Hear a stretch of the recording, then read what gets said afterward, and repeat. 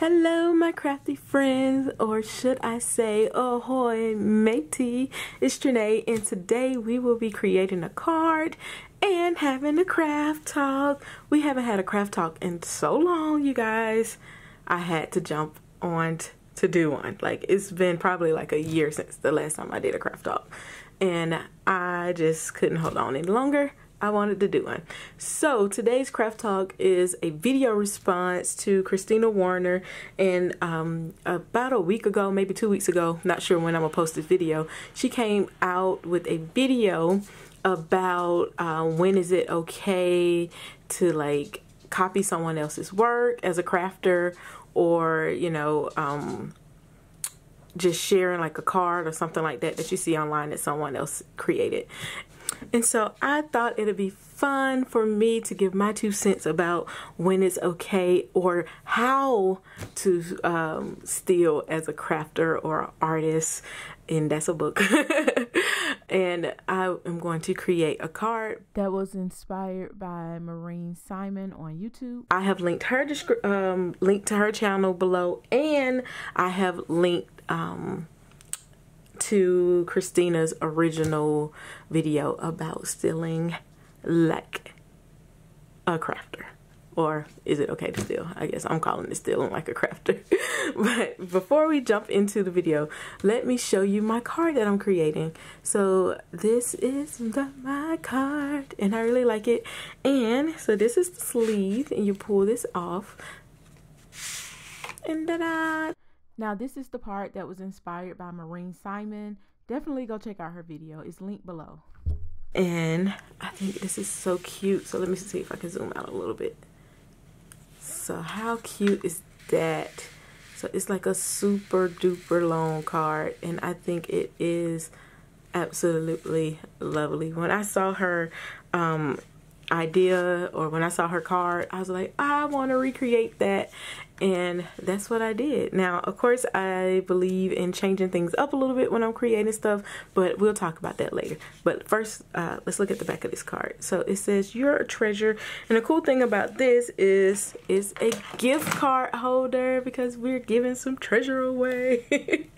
And this is my Panera card, so never mind, I didn't have a gift card, so I had to find something that was the size of a card so I can get a good idea of, you know, what I was doing. So the card just slides in there in that little pocket like that. But, you know, a person can write their message here, and it'll be all good. Like, I really like the concept of having just a sleeve card. It's not, you know, since this opens and all that, I felt the need to, you know, keep this easy on the back. So there we go. And I am really excited about this card. So let's get into the craft talk while I show you how I created this card. Let's get it. There are 4 sheets of paper to use for this project. The first is a standard A2 size sheet or panel that I cut from the craft cardstock type paper. Also for my sleeve, I have this one, and again that's cut at 4.5 by 9 3/4, and it is scored at 4 5/8 and 9 1/4. And lastly, I have, no, not lastly, almost mixed them last, I have my blue card base, and that is cut at 5 3/4 by 9, and then I scored it at 4.5. It's a little bit bigger than A2, so you can see the difference. This is an A2 size. And last, you're going to need a 5 1/4 by 12 inch sheet of paper. This is Bristol that I am using, but like scrapbook paper that's heavy duty will work. Watercolor paper will work as well. I just didn't have none. So here's what we're going to do. We're going to make like little guidelines on this sheet of paper, so we'll know where to stamp things, because this will be where our folds are. And you can have stuff over your folds, but it may make it look kind of funky. So what I did was I scored, well, not score, I put my guidelines at the 2 inch, the 4 inch, the 8 inch, and the 10 inch line. And then I just drew a light line across the across the 2 in the. All right, so now that you know what I'm doing and why I did it, let's talk about the first thing you have to do if you're going to steal like a good crafter. You got to give credit. You got to give credit. You got to give credit. Because if you don't, you look like a jerk. I'm just going to say it. You look like it just looks, I don't know, it looks gross if you don't give credit. Even if you don't know who originally made the first thing, just give credit. Be like, hey, I saw this on Pinterest, wanted to try it out. But if you are creating like, I don't know, like a video or sharing it on like the gram or something like that, you gotta give credit. Just let people know that it's inspired by a card you saw. Even if you don't know who the original owner, and I would suggest that you try to find the original owner or the original creator and, get them credit, because this is a community, y'all, and we have to share the love. We have to share the love. If not, then this doesn't end up being a place that's fun. All right, so let's keep it moving. So as you can see, I'm creating a mask for my top portion, which is the land and the sky. And I freehand drew out like little hills or sand dunes. That was what I had in my head. You can use like Lawn Fawn's Stitch Hillside to create these. I just went ahead and freehanded onto some masking paper and then cut it out because it was easier than trying to find like which hill that I wanted. And honestly, it wasn't that I don't know, I just didn't feel the need to trace out from a die. This worked very well, as you can see. And I took that masking tape and I'm putting it up at the top. Now, you guys, I'm gonna let you know right now that I had issues with my masking paper. I think it was old, so it did not stick very well. And when I started blending, y'all gonna be like, oh girl, you was struggling. I was struggling, I ain't gonna lie, because my masking paper just kept pulling up. All right, so that little piece that I cut out, I'm going to keep it because you're gonna need it. I'm gonna need it. If you're doing this at home, you're gonna need it, so keep it. And then I go to the bottom and I do the exact same thing. Just trace it out and cut it out. All right, and tip number 2 for stealing like a crafter, you want to be adding knowledge to the field that you are creating in. So in this field is like the crafter paper crafts field, and the way I'm adding knowledge is because in Marine's video, it's more of a process video type style. She does not do voiceovers. She keeps her videos set to music, which a lot of people find very relaxing, and I also find them kind of relaxing and kind of like, just fun to kind of glance at. But if me personally, if I'm looking for a tutorial, I need to hear words and I need stuff to be explained to me. I need more than just seeing it, because for me, when I'm seeing like those type of videos, I usually kind of like fast forward and try to find like key points, but sometimes you miss it. And what I've found just with doing videos myself, people are more likely to stick around on your videos and look at the whole thing if you have voiceover and explain what you're doing, because they're getting more knowledge. All right, so we are at the stamping portion of this project. Woo, woo, woo, woo. This is the most time-consuming process ever. So, I like masking, don't get me wrong, but masking requires you to fussy cut. And I really don't like fussy cutting. I'll be 100% honest about that. But if you want something masked, then you have to, you have to fussy cut. It just comes along with the territory. So all that I do for this portion is the images that I want to be in the front, I stamp them out first. And then I put the masking paper over it and then stamp out what I want to be immediately behind it. And I keep going so on and so on. So for like these little, I don't know what it's supposed to be, like coral or something like that. I don't know. I stamp out the first one, and then I just keep adding to the back of them, and then I cover it up and keep it moving, and then I add a rock there. So one of the ways to get this project to go a lot faster is to go ahead and stamp out all the images that you want to use on your masking paper and fussy cut them out, so that way when you're in the process of stamping, it'll go a lot quicker. Mine, I stamped out a couple of them, and then you know, basically I just stamped out a couple of them, and then I realized that I didn't stamp out nearly enough, and I had to, you know, cut them out and do so like in the middle of my project. So that did slow me down a little bit.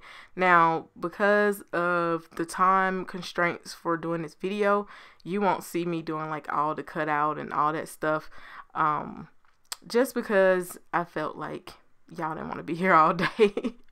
But I wanted to show you, you know, in a slower motion how I did my masking. And then as you can see, I hit the fast forward a little bit, and I'm stamping out all the other images. Now the images at the top are a little bit easier, with the exception of like these fish, because I did have to mask off the mermaid and the little humans, sea diver or whatever you want to call him.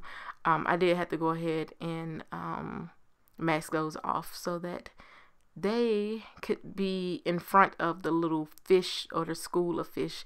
And honestly, I thought this was so unique. And this, like the school of fish, not my ideal at all. I completely got that idea from Marine, and I just thought it was very amazing. She makes very amazing cards. Definitely go check out her YouTube channel. And for my distress inks, I'm using Tumbled Glass, Broken China, Chipped Sapphire, Dusty Concord, and a little bit of Black Soot. I am doing some ink blending. Now this is the part that I struggle with, because as you can see, my masking paper would not stay down. In fact, like midway through, I just ended up like pulling up everything, and I was like, man, screw this. I am just going to like try to, you know, do my best to be careful over like some of the images. And then when it got to like some of the fish, they were colored blue because I didn't have time to I just didn't have time to deal with this paper. So it just would not work. And y'all, I usually don't use masking paper for my images when I ink blend. My go-to is full adhesive Post-it notes, but I didn't have like the bigger ones. So it kind of threw me in, it put me in a little bit of a bind. So I was at this point, I was like, oh my gosh, I don't know what to do. So I tried something that was a complete fail. Well, I ain't gonna say it was a complete fail. It just didn't go the way I wanted. I tried to find a zig that was close to the color that I had and color around it with the zig, and it didn't look right. So I was like, scrap that. I'll just stamp everything out onto some Post-it tape.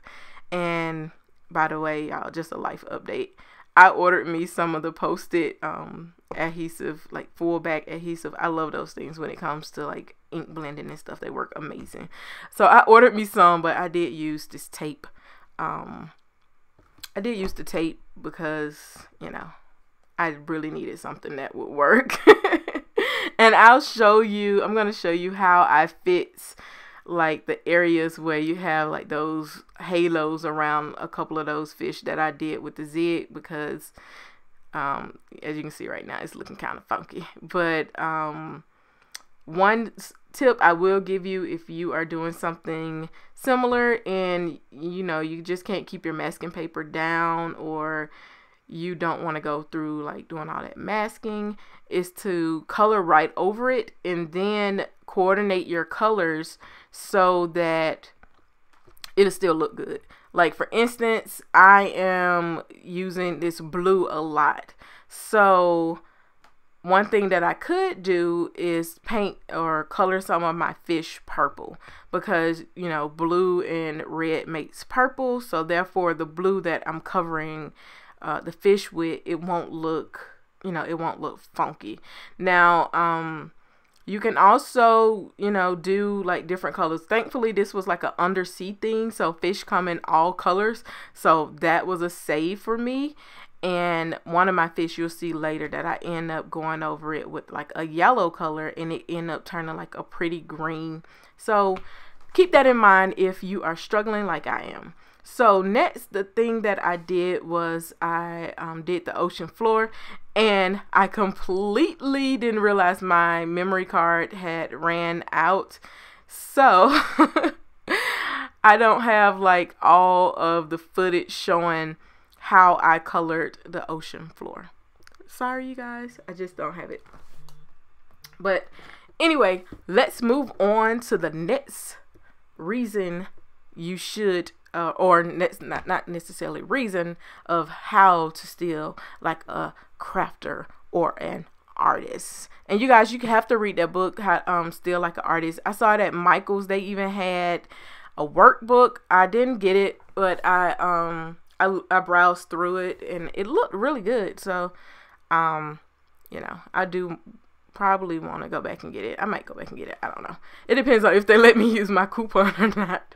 Because y'all know sometimes they be tripping about letting you use your coupons for books, but I don't know.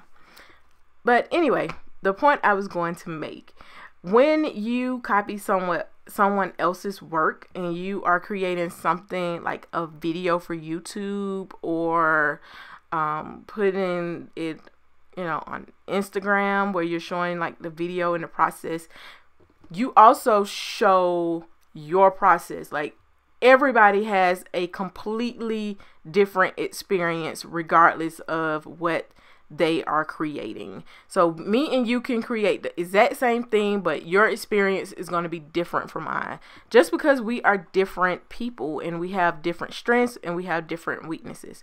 That's why I think that it's important for us to copy off of each other and you know, share our ideas, because for instance with mine, I had issues with that masking paper. She didn't have those issues. So by seeing my work, you know, or you learn like how I deal with the obstacle of having masking paper that will not behave.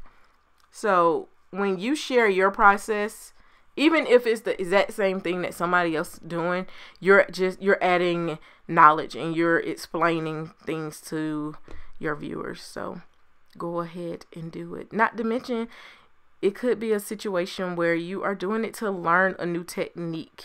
And whenever I feel like something will teach me something new, I go for it. And I don't worry about somebody saying, well, you know, you copied on me. Don't worry about all that stuff. Just go for it. And I think in Kristina Werner's video, that was like the essence of what she was trying to get people to see, that, you know, if you are copying somebody's work, you know, make sure it's a learning experience for you as well. And I think a lot of people took what she said too literal, and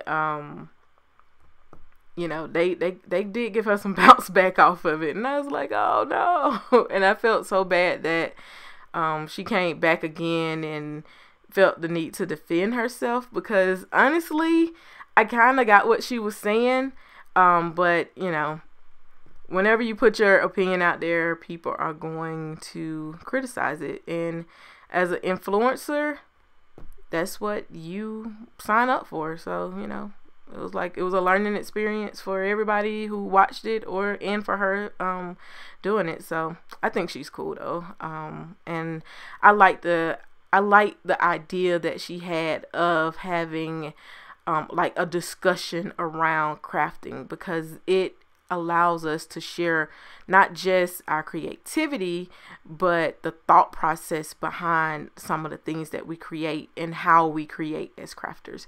So that is another reason for you to go and steal like a crafter. And yes, I just snapped my fingers in my office, well, in my craft room. I don't have an office, in my craft room. All right, you guys. So let's get back to this tutorial. So as you can see, when I did the little girl and the pirate boy, I used that Post-it tape because I was not playing. And what I did was I created a sky that was like a orangey, pinky orange color. And I used mustard seed, and I think I used picked raspberry because I love that color. And I created like a sunset type of sky. And the reason why I did that was because there is so much blue in this photo that I didn't want a blue sky, because then it would have been too much blue. So I did a pink and orange sky, and I really did love the way that sky came out. So yeah. And one of the things you will see that when I first did the sand, I did not mask off the girl and the boy, and that is because I was going in with a brown, and that brown can be a base for anything. It would not mess up any colors. Their skin is brown, you know, or you can consider it a flesh tone because it's a really light brown. So I did not mask that at first, but it wasn't because I put the forethought into it. I honestly forgot, and then it just really worked out. All right, so at this point, I am going through and I am using my zigs to color in my images. And this brings me to the next reason to steal like a crafter. You get to try out new mediums. So in the original video, she used, I think she used like loose watercolor or liquid watercolor or something like that. But as you can see, I'm using zigs, and I also come in with my Prismacolor pencils, and that was a new technique for me to try doing color pencils over the watercolors. It's something I've wanted to do for a while. I just never did it, but this time I did because I wanted to add more texture. And, you know, I think it turned out pretty well. And I won't make you sit through all of the coloring because, you guys, this really did take a very long time. I was coloring for a while. Like, honestly, this was one of those cards where I didn't even do all the coloring in one sitting. I colored some one night, and then I finished up, and then I came back the next morning and I colored some, and then, you know, whatever. But one thing I do want to show you guys is how I did the fish, because I really like these little fish. So I went in with a orange Prismacolor pencil and a red one, and I kind of like blended some of the fish with the orange and the red, and some were just the orange, some were just the red, to kind of create that gradient effect with the fish. And then I went over them with some Wink of Stella. Had to think about the name of it. And then I went over that with some glossy accent, because I wanted them to have sparkle and shine. Sparkle and shine. And as you can see, I messed up right there. My Wink of Stella always does this thing where it just like have these like Wink of Stella farts. I don't know what to call them, because it just like it just like comes out. And I don't even press it hard. I have no idea. Maybe I'm heavier. Maybe I have a heavier hand than what I think I do. I don't know. But I'm just, honestly, I just love it. I didn't even sweat it. It probably is something floating in the water. I don't know. But it's one of those things that I don't sweat. I promise you guys, in all of my card, there's a hiccup or accident or whatever you want to call it. We can call it a happy accident, but that's just me. So at this point, I add Wink of Stella to all of the little fish, and I'm using, not Wink of Stella, glossy accents, and I use like this little nozzle thing. And it worked out pretty good. So One thing I did want to tell you guys about, and this is the part I wanted to tell you about, but as you can see, some of it was cropped off. You know those little fish that had the halo around them? This is how I corrected that. I just took a watercolor pencil and pulled the color to make it look like there were ripples or like an undercurrent in the water. And since this is all watercolor, or it's like a water activated medium, it went fine. So that is how I fix that problem. Alright, so the last thing you want to consider when copying someone else's work is, are you solving a problem? So when I looked at the original card, I noticed that there was an issue with keeping the gatefold closed, and what she did, I believe, was use like some paper clips or something to try to keep it closed. But I wanted to do something where if you didn't have a paper clip, it'll still say closed. So what I did was I came up with the idea to create a sleeve for the card, and as you can see, I'm creating it now, and it's just a sheet of paper that I scored twice and folded over and used some score tape. Y'all know I love score tape. And just created this sleeve to fit the actual card, and it keeps it closed, and it also adds a space where you can put a message on. And to decorate my sleeve, I first go in and kind of distress the edges with some distress ink, and I'm using, I think it's the walnut stain, and then I use a little bit of ground espresso because I wanted it a little bit darker, and I just blend that around the edges, leaving the center slightly lighter just to give it kind of like that worn out look.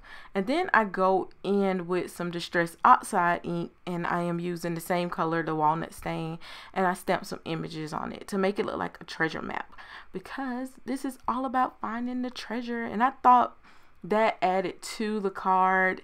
And I really enjoyed the front part because that was my opportunity to add my own ideas to this project. And I believe whenever you are finding inspiration in someone else's project, you need to include your own stuff in there. You know, you can just, you know, copy verbatim, but I personally, I like to add something that's me, that's my style, or you know, my thought. And stamping out the treasure map that's gonna lead to the island, to me, it tells like a little story within my card. So first you have your treasure map, then you remove your treasure map, you find yourself on the island and you see the treasure, and then you open it up and you see all these obstacles or cool little fishes that you got to get to or get through to get to your treasure. So I always like to have like a little story, or I create stories in my head about my cards. And to me, that's what keeps it fun. So as long as you have like a story when you're creating something, go for it. Don't worry about any of the other stuff. So as you can see, I am going to cut out a round circle with some of that blue cardstock, and I'm going to stamp it ahoy matey, and you know, it's marked the spot.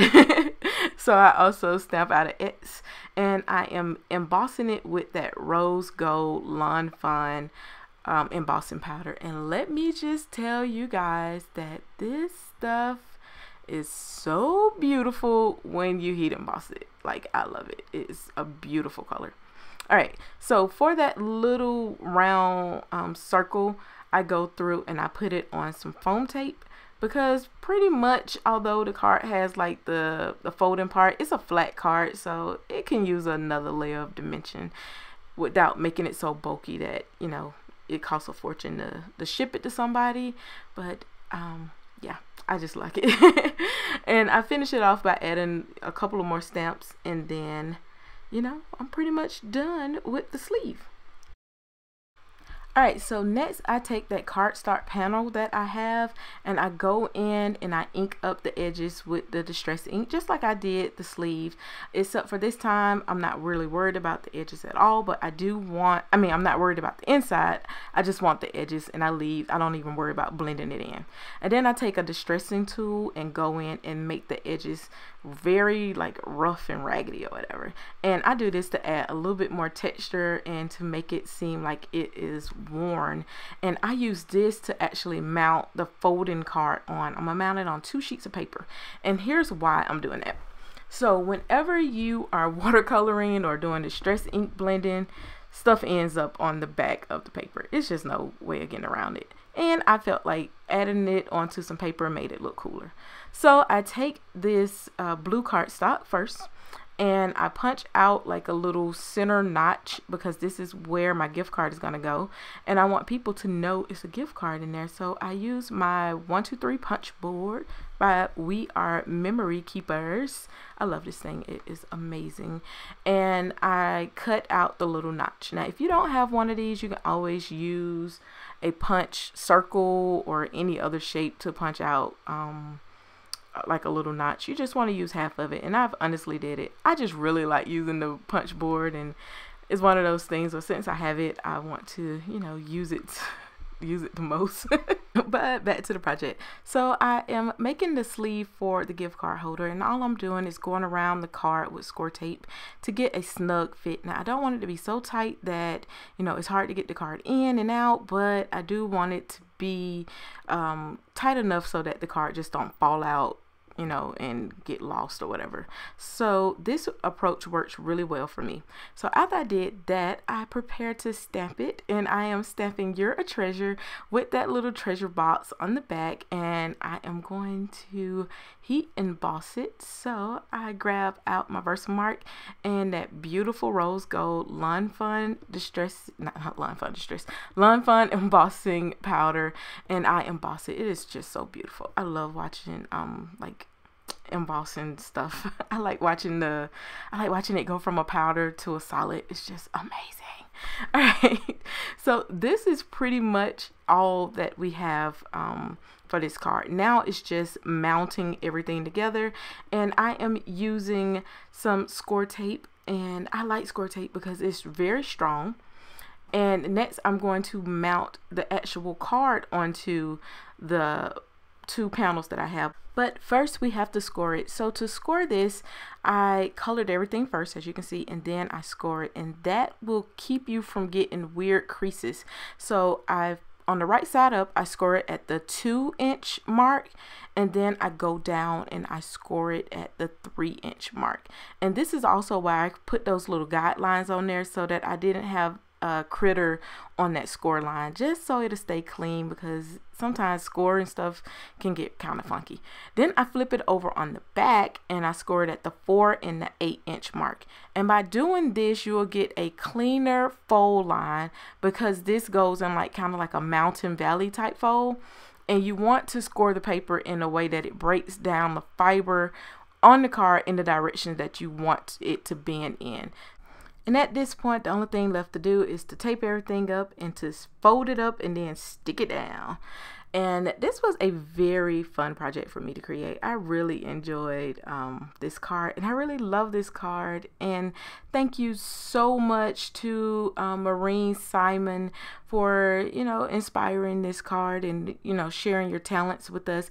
And I hope you guys have enjoyed watching me recreate this project and talk about some of the ideas behind copying or being inspired by someone else's work.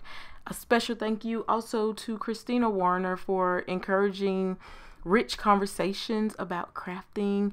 I think that's always important, because you know what, we can have different opinions and ideas, but at the end of the day, as long as we're learning from each other and being respectful, I think it is a great opportunity to share knowledge and to hear ideas that are a little bit different from your own. So if you like this video, go ahead and like it and share it with your crafty friends. Oh, and what you see me doing right here is I took that watercolor pencil marker thing, water brush, that's the name of it, and I am just spreading some of that purple up so that the card kind of has some of the same colors on that side, so it don't look like it's just 2 separate colors. And I even dab my water brush into that ink a little bit and just do it like a light blend. So that's another cool thing you can do with distress ink, because it's water based. you can kind of blend the colors that you want, blend the colors like you want. Woo, get it out, Tranae. But you guys, that is it from me today. I hope you enjoyed this card. Be sure to like it, share it with your crafty friends. Again, like it, share it with your crafty friends. Also, don't forget to leave me a comment in the comment section below, because I want to hear from you. What are your thoughts on copying or being influenced by another person when it comes to your creative arts and crafts? So that is it from me today. I'll see you in the next video. Bye.